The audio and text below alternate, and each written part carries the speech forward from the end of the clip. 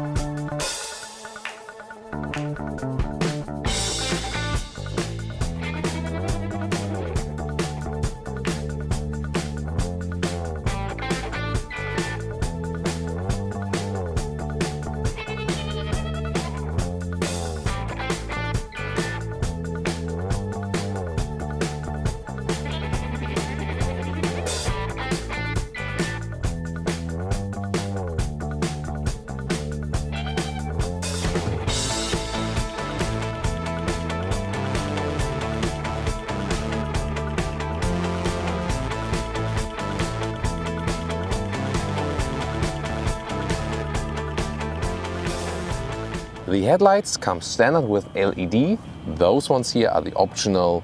Then you get the matrix LED. And the top one would be the laser light. This one here is the top spec. And everything you can see here is so sharply designed. So it is somewhat traditional on the one hand, but then again with those sharp edges and very clean design lines, also has a lot of elegance. The rims, they go from 17 to 21 inch. This one here is a 20-inch rim. Again, you see sharp design lines floating from the front to the rear, playing with light and shadow, very neatly done. And then a classic sedan line. They have dropped it a little bit, although they gained some headroom on the inside, so they played with the materials there. In general, if you would look underneath the surface, they use a material mix, 25% stiffer from the chassis if you compare it to the previous generation. It's a permanent all-wheel drive, and the usual setup is 40% of the power in the front, 60% in the rear. Can adapt a little bit, maximum to 75% in the front, and in the rear maximum to 85%. Also, there's a rear axle steering available. If that is equipped with the vehicle, the rear axle can move either 5 degrees across, that is possible, so at lower speeds. And if you go for higher speeds, then it would be maximum of 2 degrees parallel with the front wheels. First of all, this horizontal chrome strip, that was very important to them, that it goes all the way through the vehicle. Also the fake exhaust tips here, they put it there that they can design the vehicle in the very same way, no matter which engine they're actually using. Those ones here above are also organic LED. This is also new with this very vehicle.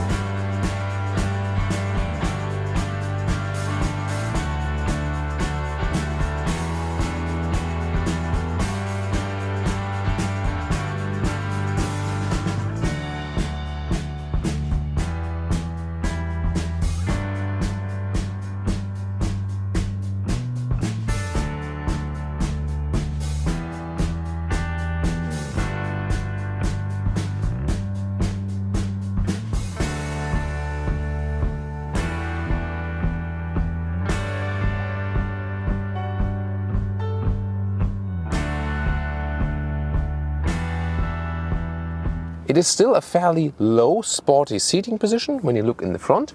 It's also really spacious and a lot of headroom still left.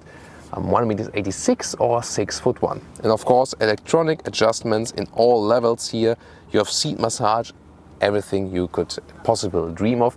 The seat massage, by the way, is activated just with a hotkey. So many horizontal lines here, this matte aluminum, then again, so many straight lines right there.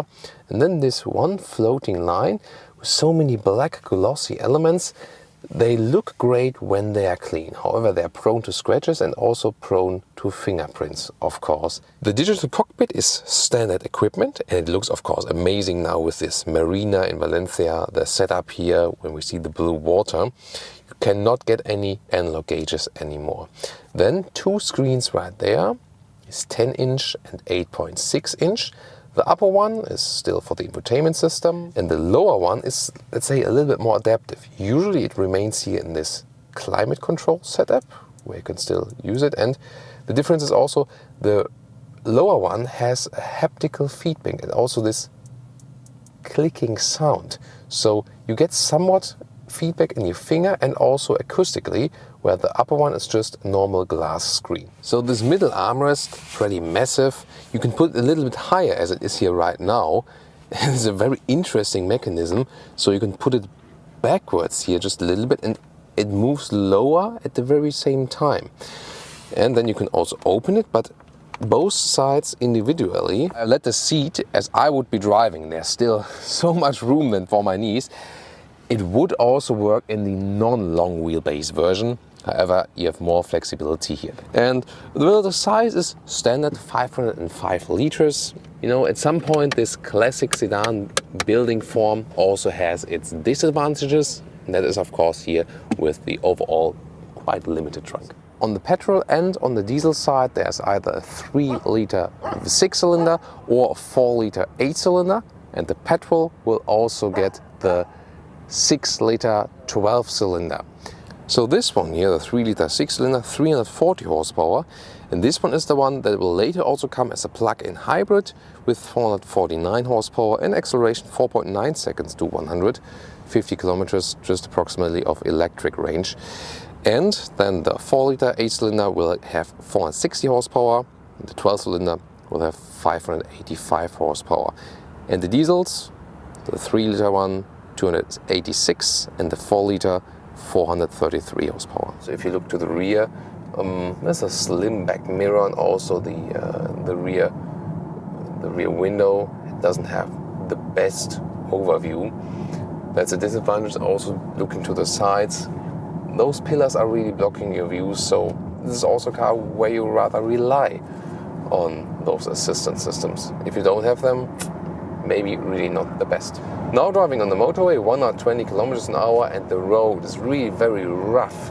And considering that, it's still super silent in the vehicle and really floating with the air suspension. That's so super comfortable. So the A8 is really also a king of serenity. At the same time, it is also somewhat sporty because the steering wheel reacts very well. It feels sportier than some way smaller vehicles actually. And this is due to this progressive steering, which does not have any dead zone. You can really have a good connection from driver, car and the road. And also you don't have to turn the steering wheel that much. But overall, I think still a great, fun luxury sedan. So much effort, so much technology went in this vehicle. But as I said, for some other features, when looking at them in detail, it's not that, for me personally, I would say I do embrace every single feature, because what I do also embrace is simplicity. You know, making it easy for the customer. And one thing is for sure, this car here is exactly the opposite of simplicity. When I want to score as little consumption as possible, 8 liters on 100 kilometers is possible. Motorway, cruise control, the minimum consumption. But let's also do some acceleration and see what the power you have. Well, that was 80 to 100. Let's put in the sport mode. You see the S gauges then the RPMs are turned up higher. Car shifts up later and down earlier again. And you can also stress test with a drive select and then put in the dynamic mode.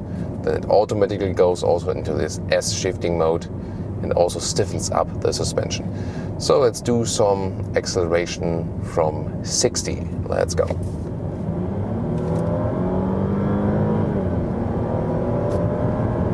115 already. And you maybe heard it also in the dynamic mode. It's a little bit harsher. And now to our conclusion for today, the all-new generation of the Audi A8.